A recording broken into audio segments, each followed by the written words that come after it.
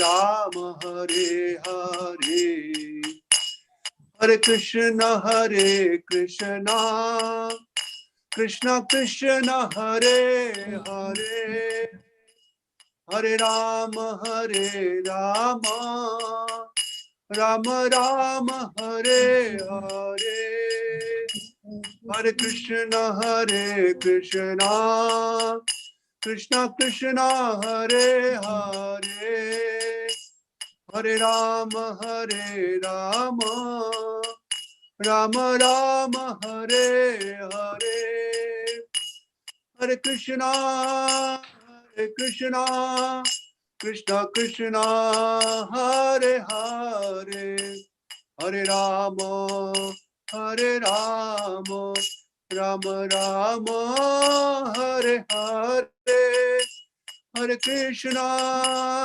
Krishna, Krishna Krishna Hare Hare, Hare Rama Rama, Rama Rama Hare Hare. Jaya Jaya Prabhupada, Prabhupada, Prabhupada, Jaya Jaya Prabhupada. Hare Ram Sankirtan ki jai, Shri Prabhupada ki jai. Thank you, Prabhu. Thank you very much. Hare Krishna.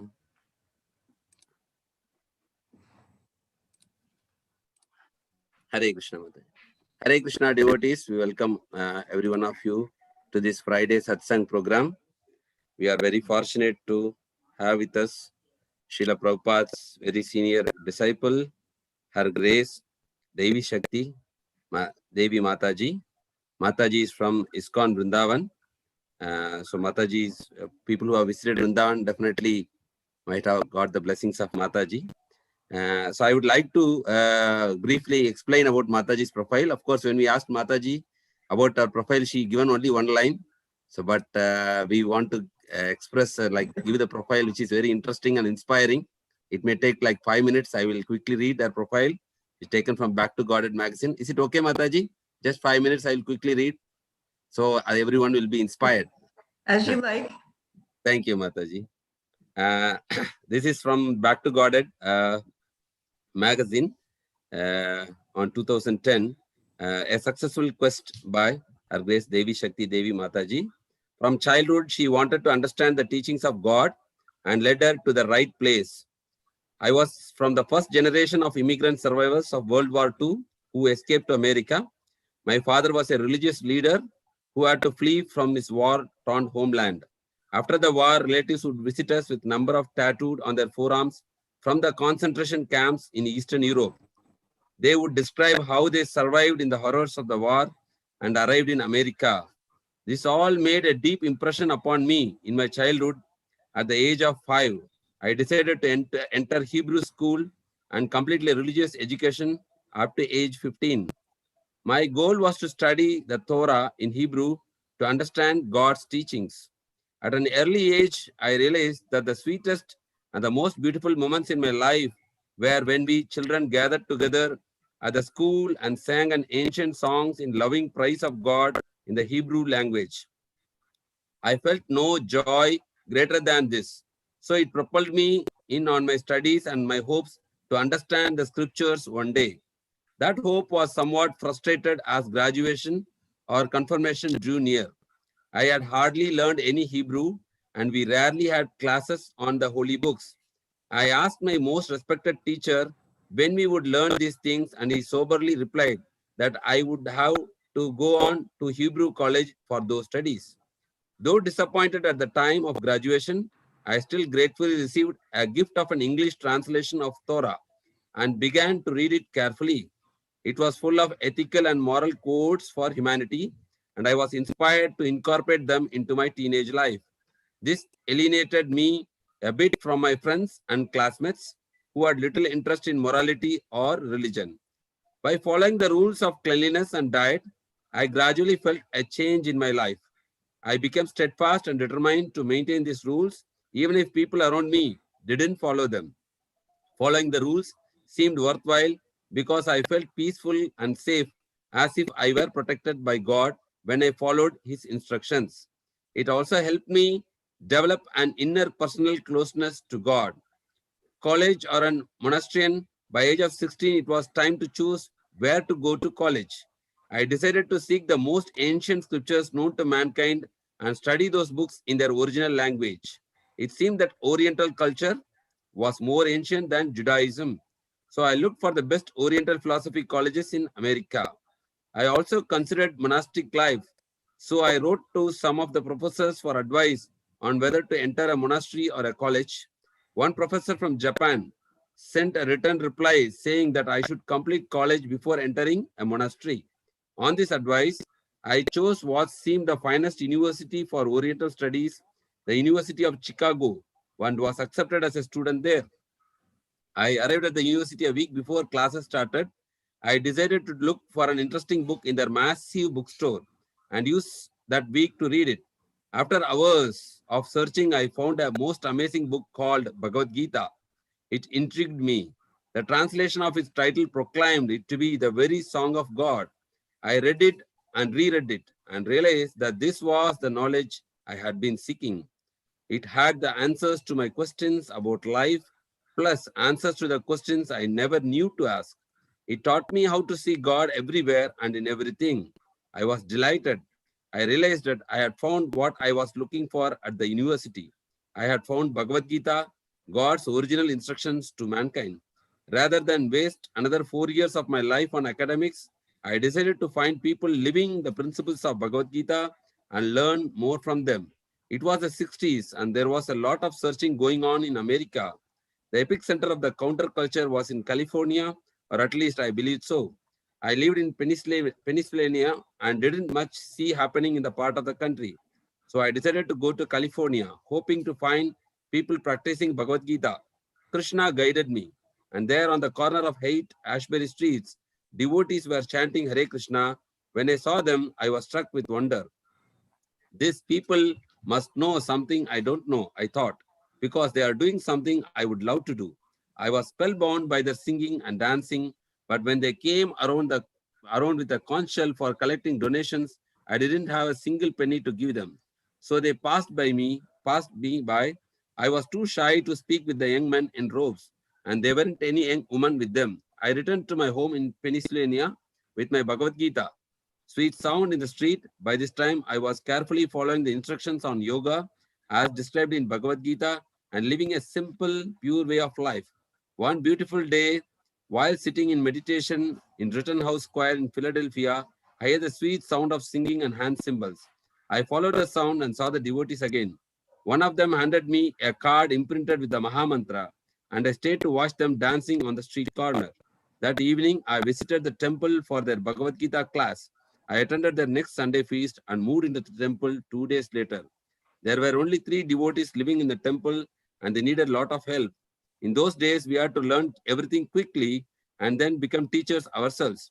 We were all just fledgling devotees from diverse backgrounds, but somehow Krishna had brought us together in his service.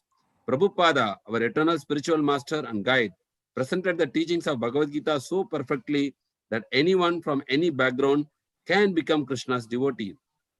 Thus, my quest beginning from the age 5 to understand God's teaching was ultimately successful. I found the most ancient scriptures and I study them now in the original language, Sanskrit. My deepest joy still remains in Sankirtana, the congregational chanting of God's holy names and glories.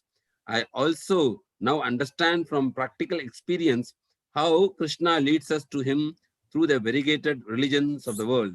By sincerely abiding by the Supreme Lord's instruction, anyone can attain the perfection of love of God. Hare Krishna, Mataji.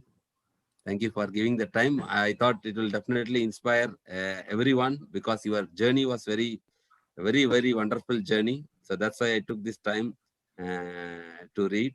And Mataji is initiated in August 1917 by His Divine Grace A.C. Bhaktivedanta Swami Srila Prabhupada, and she is serving at ISKCON Vrindavan since 1974. We were not born at that age, Mataji. Hare Krishna. So now Mataji is doing very active contribution. So we are really very blessed and fortunate. It's Krishna's mercy that we are getting your association. So on behalf of Kanyadesh Yatra, we are very pleased and very happy to welcome you We're very eager to listen from you. So let us all welcome Mataji by chanting Hare Krishna Maha Mantra 3 times. Hare Krishna, Hare Krishna, Krishna Krishna, Hare Hare,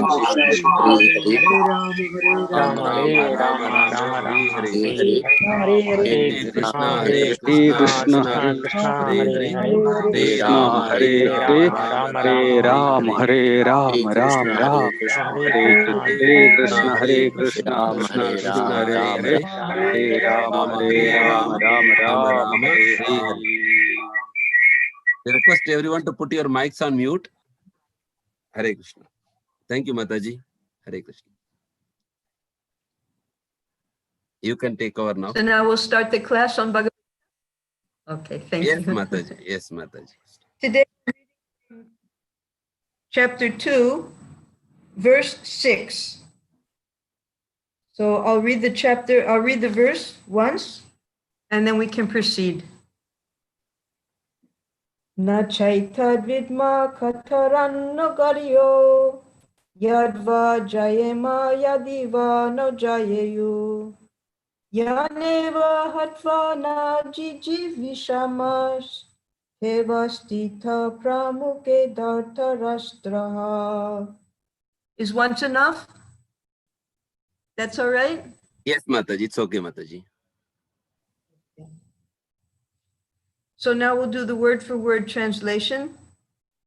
Na, nor, cha, also, etat, this, vidmaha, do we know, katarat, which, naha, for us, gariya, better, yatva, whether, jayema, we may conquer, yadi, if, va, or, naha, us, jayayu, they conquer, yan, those who, eva, certainly, hatva, by killing, na, never, jijivishamaha, we would want to live, te, all of them, avastitaha, are situated, pramukhe, in the front, dhartarashtraha, the sons of Dhritarashtra.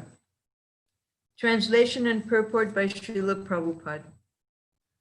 Nor do we know which is better, conquering them or being conquered by them.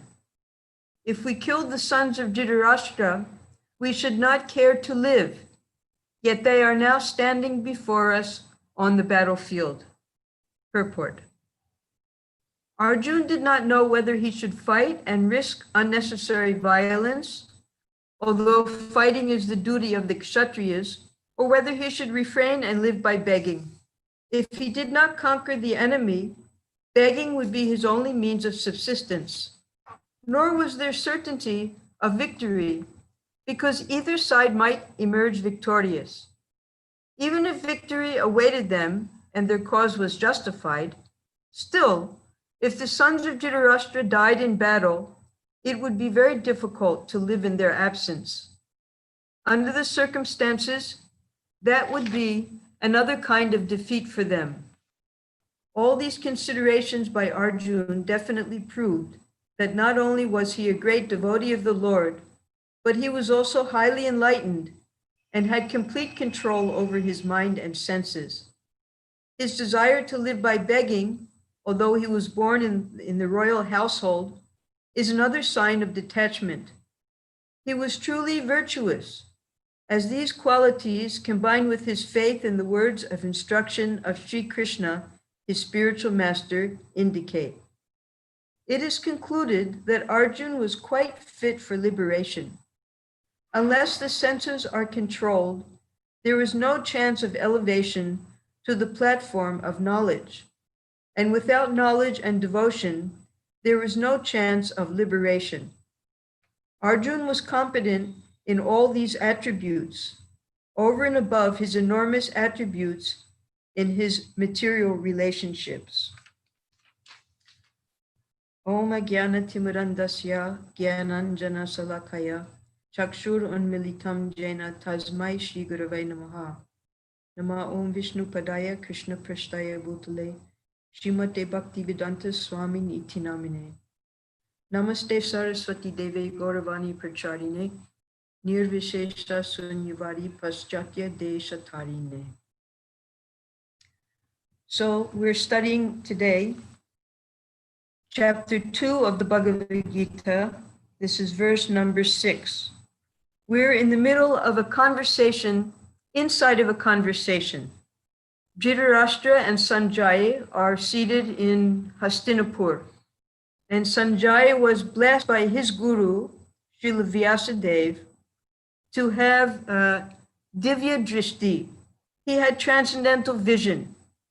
And he was able to see and hear everything that was going on at the battlefield of Kurukshetra, which is some hundreds of miles away from Hastinapur. So we can imagine on one side, there are thousands upon thousands of the allies of Dhritarashtra's sons, his 100 sons. And on the other side of the battlefield, there are the Pandava's allies, the 5 sons of Pandava. So you have 100 sons and a very huge army, so many akshohinis of soldiers and troops. And on the other side, a not so big army supporting the Pandavas. But on the Pandava side, you have Krishna. And just before the battle began, this is the Mokshada Ekadasi, which was just passed a month and a half ago. Arjun, he asked his dearest friend, Krishna, to please take his chariot between the 2 armies. He wanted to see who had gathered there to fight. Now, those of us who have studied the Mahabharata, we know that Krishna, he gave the choice to Duryodhana and Arjun. You can either have me or you can have my army. So Duryodhana, he was so foolish that though he was given this choice, rather than choosing Krishna, he chose Krishna's army. And Arjun, being a devotee of the Lord, he was only interested in having Krishna on his side. So now we have Krishna as the chariot driver, the servant of his servant, taking Arjun in between the 2 armies. And when Arjun sees his brothers, his cousin brothers, his father-in-laws, his gurus, his grandfather, all of his relatives ready to engage in warfare, he loses composure out of compassion. Because Duryodhana, he blamed Yudhishthira's selfishness on this war. He took no blame in this war.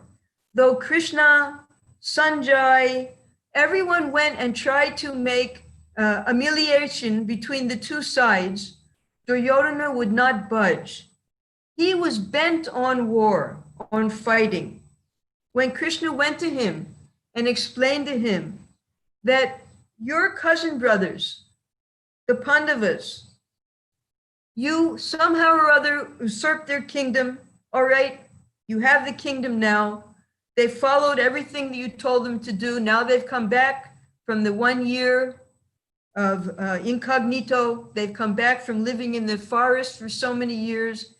Now, because they're Kshatriyas, the only dharmic activity, occupation for them is to rule. So you can keep the kingdom, just give them 5 villages, and then they can rule those 5 villages. And Duryodhana, because of his arrogance and his selfishness and his foolishness, he refused. He told Krishna, I will not give them even what you can fit on the tip of a needle without a fight. Because he was convinced that with all of his military power and the support of Bhishma and Dronacharya and the great warriors amongst the Kauravas, that he would be victorious. He was bent on killing the Pandavas, in fact. Now, on the other side, the Pandavas did not want to fight. Arjun here in the second chapter, because the first verse begins with the seed discussion between Sanjay and Dhritarashtra. Sanjay is explaining, now Arjun, he's going to refuse to fight. And then in 2 verses, Krishna explains to him that where has this impotency come from? You're a Kshatriya. You cannot dishonor yourself like this. Because for a Kshatriya, anytime they're challenged, it's their duty to fight.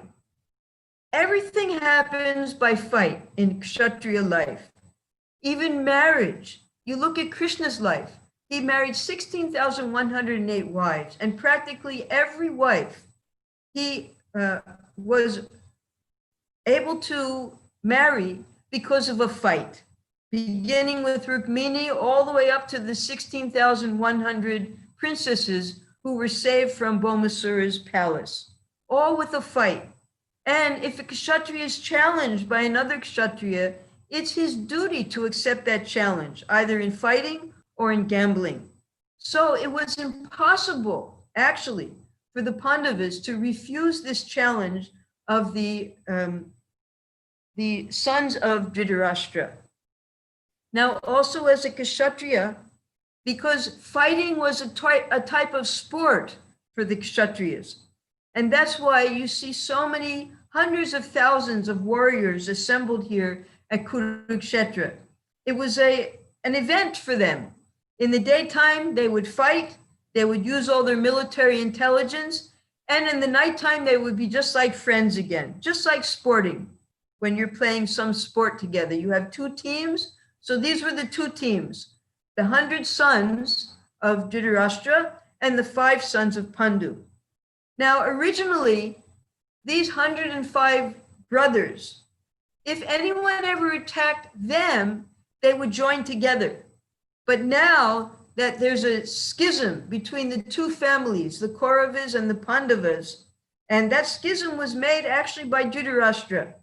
They're all Kauravas, but he saw a distinction in Pandu's sons because he wanted the kingdom to go to his own sons. Being born blind, he was not qualified to become the king, but in his twisted mind, he believed that at least I could not be king, but my sons can be king, they're qualified. So this was actually the cause of this entire battle, that Duryodhana, due to his false belief that his military strength would conquer the Pandavas, he insisted upon this war.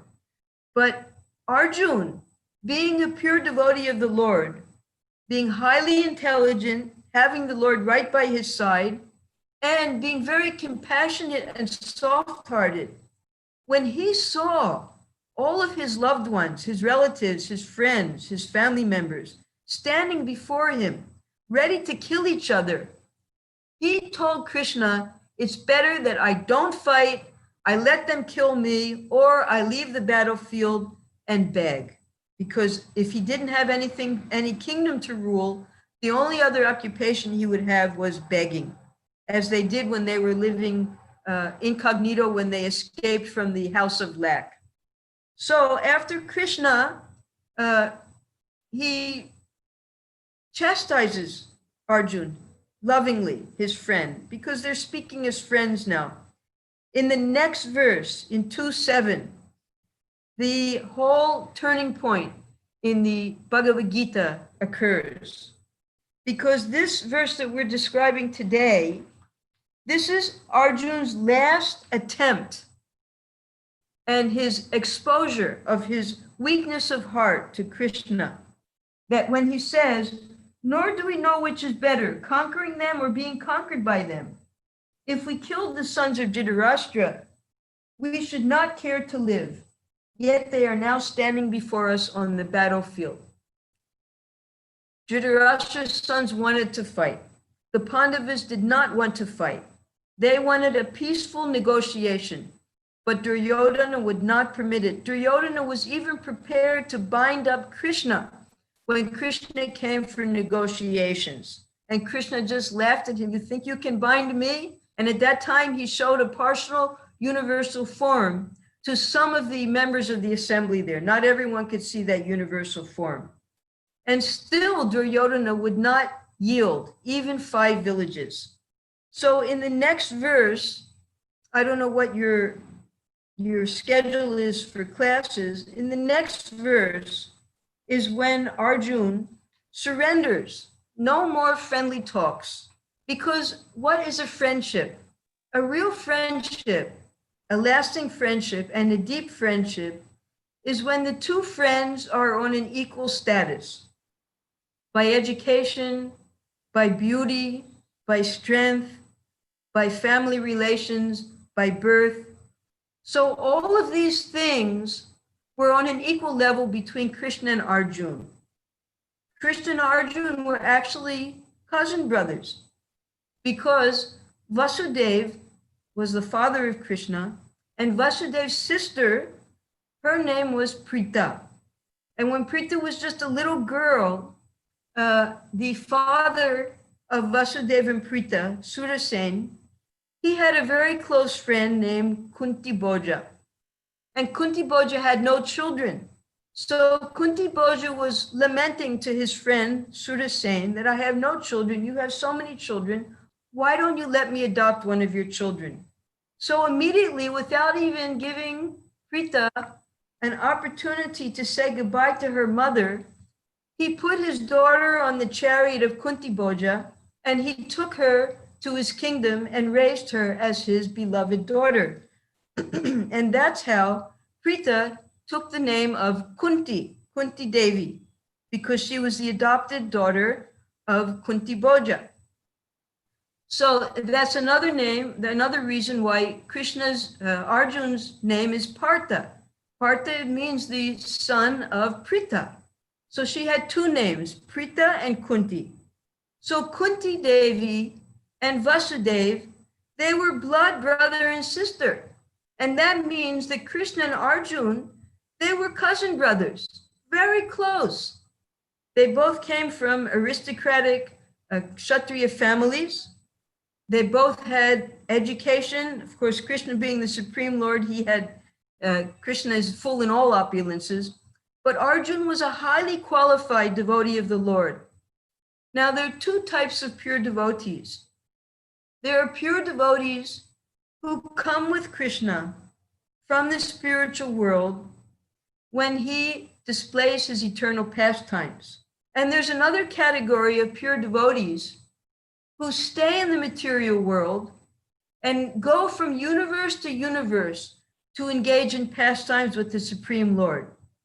So the Pandavas, and specifically Arjun, who was the closest city friend of Krishna, Arjun and Uddhava, they stay in the material world and take part in Krishna's pastimes, just as the sun is always in the sky, although we may not see it because our vision is limited.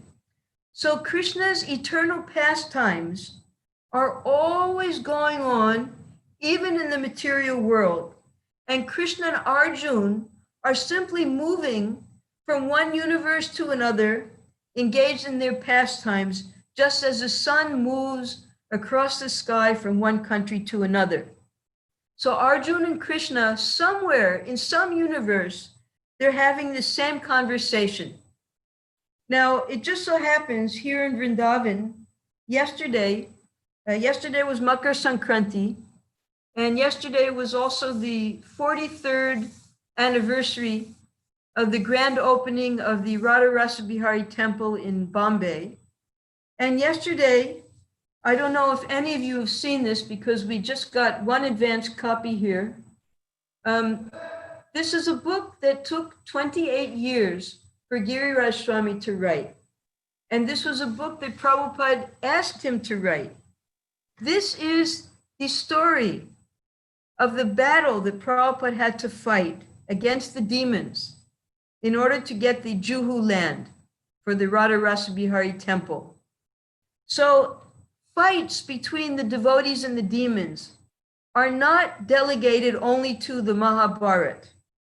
This fighting between the demons and the devotees has been going on since the beginning of time. Prabhupada gives the example of Ramachandra and Ravana and the great devotee Hanuman, because on Arjun's chariot, his flag was Kapidwaja. He had there Hanuman as the insignia of his chariot. And that's because Hanuman was the greatest devotee of Ramachandra.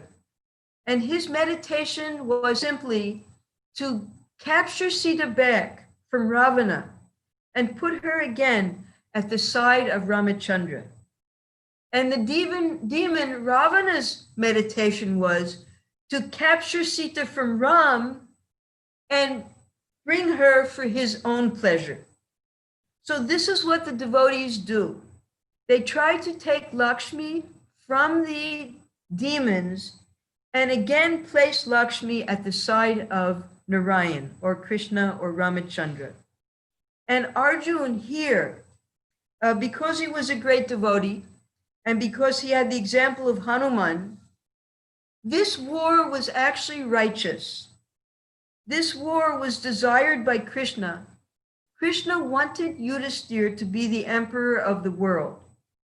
It's not that Duryodhana was a bad emperor. It's just that he was not a devotee of the Lord, and therefore he lacked the one qualification necessary in order for him to be an ideal leader. Yudhisthira, on the other hand, had all the qualifications of an ideal emperor, plus he was a pure devotee of the Supreme Lord. So Krishna's desire was to reestablish Yudhisthira as the emperor of the world. And therefore, all of this bloodshed took place. This was wholesale killing. Now, in this book that we're just beginning to read, but because we were a part of this fight, we saw how Prabhupada struggled through this fight. He spent more time at the Bombay temple than any other temple in the whole world, 554 days he spent there. Prabhupada was always traveling, always trying to encourage the devotees. But this fight was so fierce. And there was a demon not as great as Ravana or Kamsa, but he was a demon so great that Prabhupada even prayed to Krishna, that Krishna, you please kill him. And yesterday we had here for the inauguration of this book, fortunately we had visiting here Shrutikirti Prabhu. And Shrutikirti Prabhu just happened to be the servant at the time when Prabhupada received the phone call saying that Mr. Nair is dead. And what did Prabhupada do? He took his hands and he put them up in the air. And he said, thank you, Krishna. I prayed that Krishna would do something and kill him, because this particular small-time Kali Yuga demon, he was trying to take this land away from Sri Sri Radha Rasa Bihari. Now, at the very beginning, before ISKCON even existed, in 1965, Srila Prabhupada, and as you study Prabhupada's life more deeply, you'll find that Prabhupada used to do everything single-handedly before ISKCON and disciples were collected by Prabhupada. ISKCON was created in America. He did all of the writing, the printing, the book distribution, the collecting of funds, the opening of attempting to open temples, everything Prabhupada did alone. And when he took very seriously, after accepting sannyas, the order of his spiritual master, to preach Krishna consciousness in the English language in the Western countries, he realized that, as of course, perhaps some of you have seen Shyam Sundar's book, Chasing Rhinos with the Swami. Well, the real expression is shoot for the rhinoceros. But Shyam Sundar was afraid that if you, nowadays with all the nonviolent organizations and vegan and things like that, if he said shoot for the rhinoceros, it wouldn't be a good tone. So he changed it to chasing. So this chasing of the rhino, Prabhupada, he looked around the world First, he attempted to go to Japan. That was unsuccessful. And then he realized, if I'm going to go anywhere, I might as well shoot for the rhinoceros. I might as well try to go to America. So how was he going to go to America? He had no money. So he went to a great shipping magnate, Sumati Morarji, who happened to live in Juhu. And he would go to her house and read to her Srimad Bhagavatam from the Bhagavatam cantos that Prabhupada had translated. She also helped to print those cantos.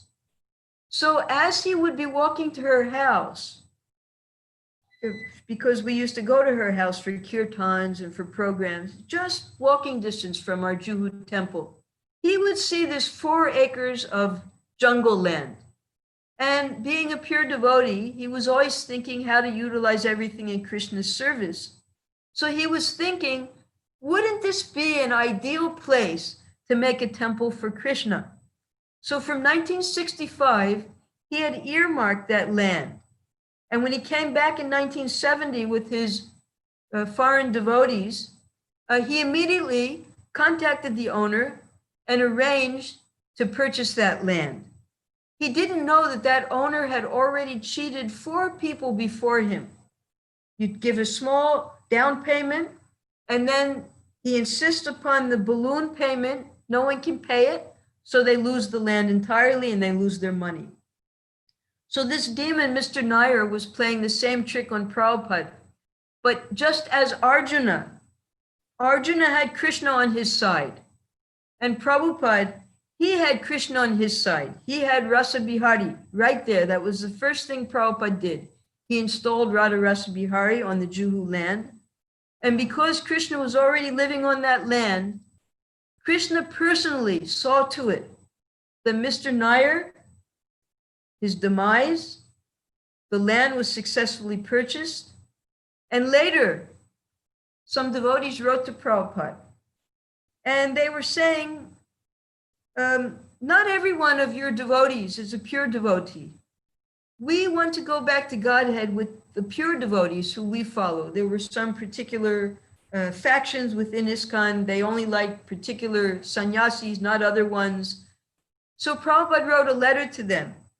And Prabhupada explained to this devotee, he said, why do you only want to go back to Godhead with one devotee?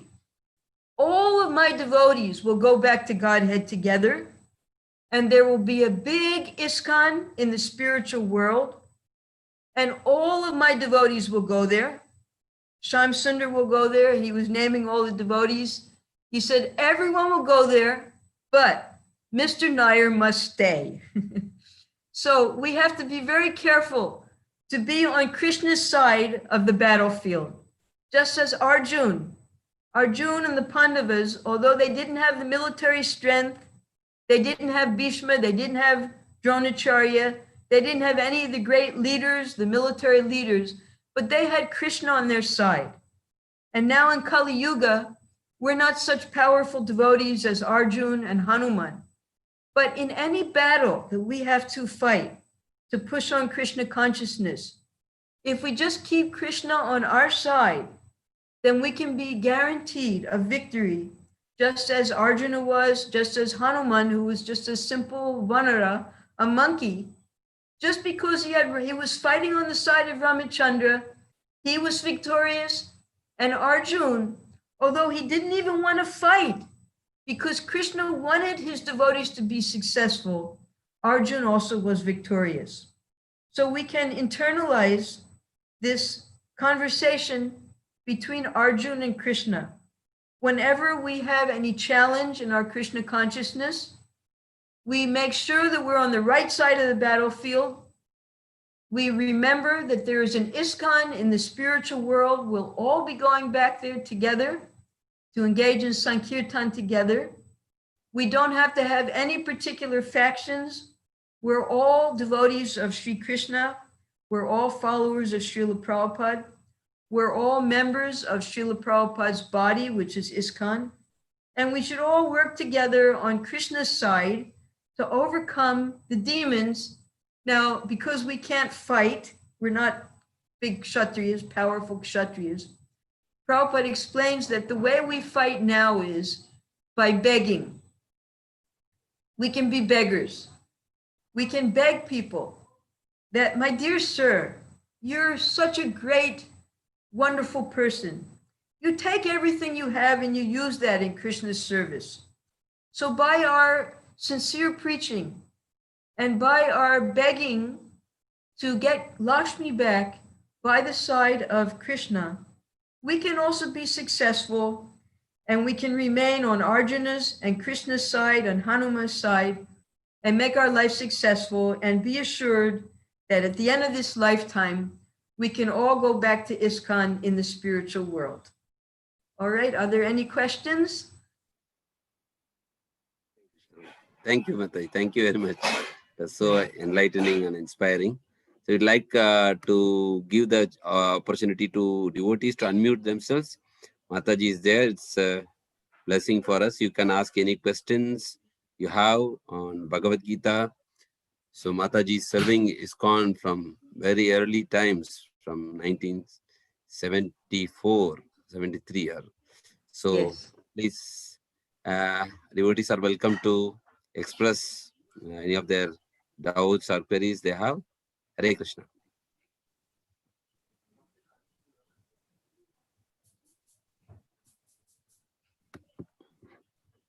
Some questions? Thank you so much, Mataji, for very nicely describing this point and correlating this with the Srila Prabhupada pastime in Juhu Temple so wonderfully, Mataji. Mataji, this book, what you showed, that this is now publicly available, Mataji, for everyone, or? Well, yesterday was the launching of the book. Okay, Mataji. It was printed in Australia by the Australian BBT. So they sent 200 copies to India. And I think we have here in Vrindavan maybe 3 copies. They gave me 1 copy. Okay. So I don't know when it's going to be publicly available. Okay. Actually, there's a website that you can order it from. Let me see if it's in the book. Yes. You contact. Oh goodness. I looked it up on my phone yesterday. Just a second. Look around on the internet, because there is an ordering site. Okay, So Mataji. you just look up, I'll build you a temple, the Juhu story by Giriraj Swami. And then you'll be able to order from whatever that website was. I saw it yesterday, so because I didn't know they were going to give me a copy. So I wanted to order the book right away also. So. Thank you, Mataji. Thank you so much for sharing this, Mataji. Mataji, one question I'd like to ask, Mataji. You made a point that, as Prabhupada mentioned, every one of my devotee will come back to Godhead. They'll be ISKCON in the spiritual world. Yes. And also, Mataji, we hear from the Nectar of Devotion that the word comes sajati asha. It means we should associate with the devotees who have a same intention, the similar intention, the asha. So sometimes, Mataji, we see that even within ISKCON also, as it's a very big society, and sometimes we see that the devotee, as you mentioned, they have some affection for the certain kind of devotees because they feel that they can correlate with them. They can get more inspiration from them. That kind of thing is there, Mataji. So how to balance these two things, Mataji, please, if you can show some light.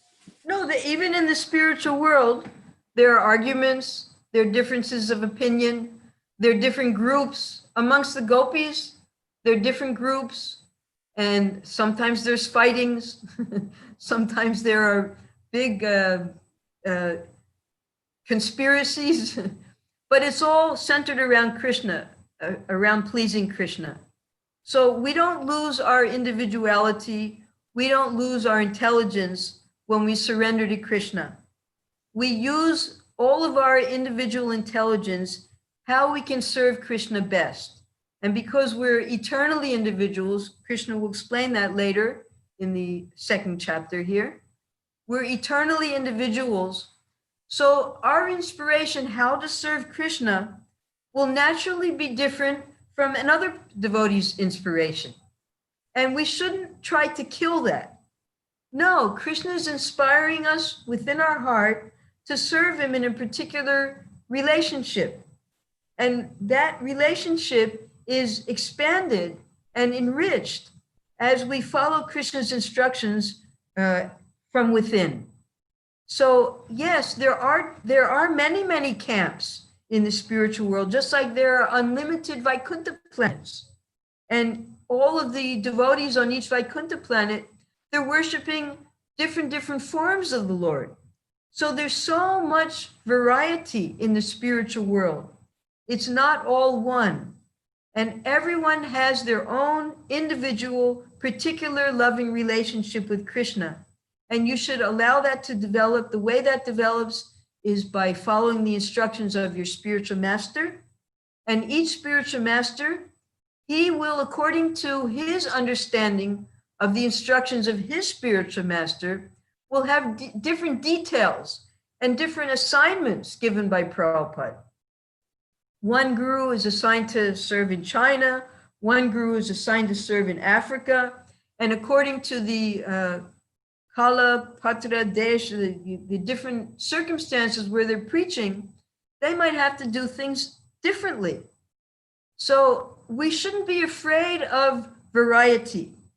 Variety is the mother of enjoyment. And these different types of varieties in devotional service give Krishna pleasure.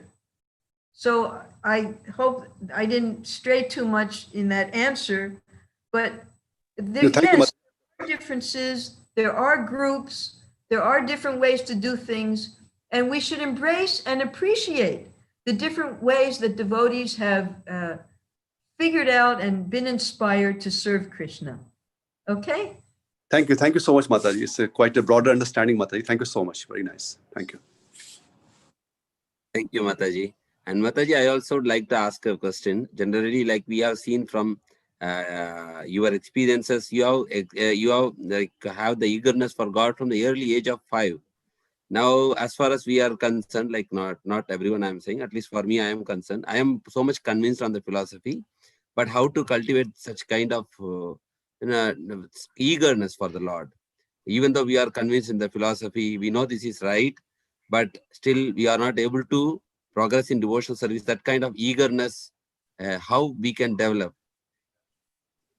How to develop eagerness. Yes, Mataji. Utsaha, yes. Well, that eagerness comes from following the spiritual master's instructions very, very carefully. Just as Srila Prabhupada had many god brothers, and they were all given the same instructions. And even some of his other god brothers went to the West to preach. But they didn't have that complete dedication to their spiritual master's instructions that Prabhupada had. So I don't know who your spiritual master is, but I'm sure that he must have given you some personal instructions from the time of initiation. And if he hasn't, you should seek out and beg him for instructions that will carry you through this lifetime. And take those instructions as your heart and soul. Just as in my own life, Prabhupada gave me specific instructions, what he wanted me to do. And that's 24 hours a day. I'm just meditating from one instruction to the other, to the other, to the other. And this is going on now for over 50 years of my life. How to carry out those instructions that Srila Prabhupada personally gave me. So while your spiritual master is still present, and I pray he still is, seek his association so that you can get instructions from him that will mold your life until your last breath. It's only by the mercy of the spiritual master that you can get that eagerness and enthusiasm that causes you to advance in Krishna consciousness. Who is your spiritual master? His Holiness Jayapataka Swami. Oh, you're very fortunate. Thank you, Mataji. Hare Krishna. And has he given you specific instructions? He has given during initiation, like to follow this chanting 16 rounds for regular and help in assisting preaching in Krishna consciousness. Help Wonderful. in spreading Krishna consciousness. Wonderful. All right. Thank you, Mataji. We seek your While he's blessings still also, on the Mataji. planet, you milk him. You try to get more and more instructions from him. What do you want me to do, Gurudev? And I'm sure he'll bless you with more and more instructions. If you seek, then certainly he'll give you mercy. All right? Thank you very much, Mataji. Hare Krishna. Thank you. Any other devotees would like to ask any other questions?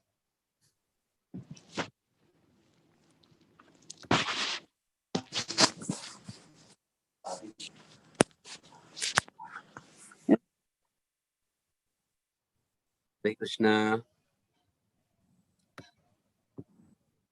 So,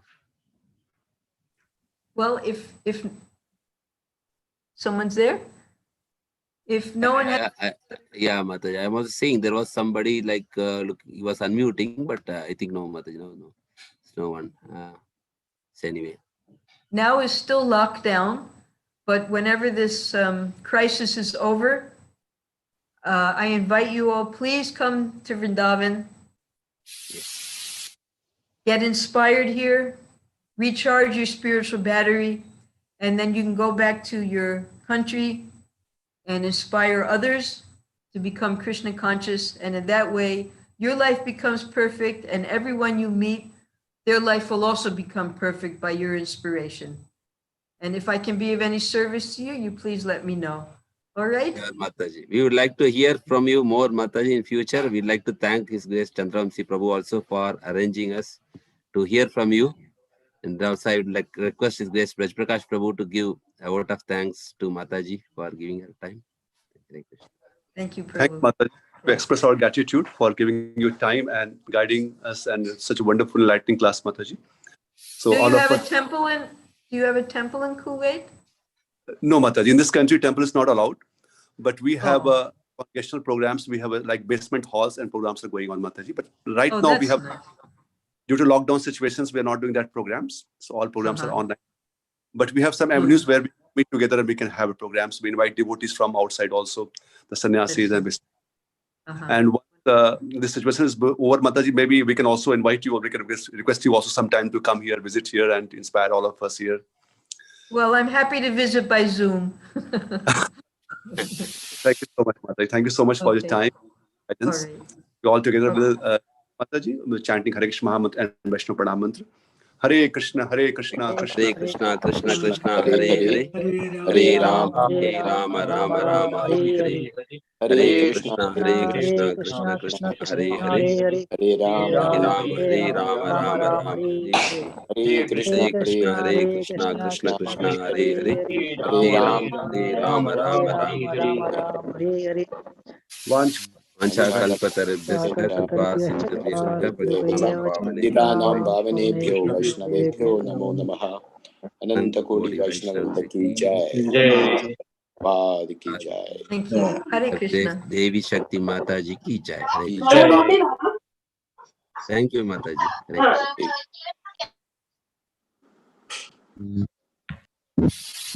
Hare Krishna. Thank you, Prabhu. Braj Prakash Prabhu. Thank you for that. Hare Thank you Krishna.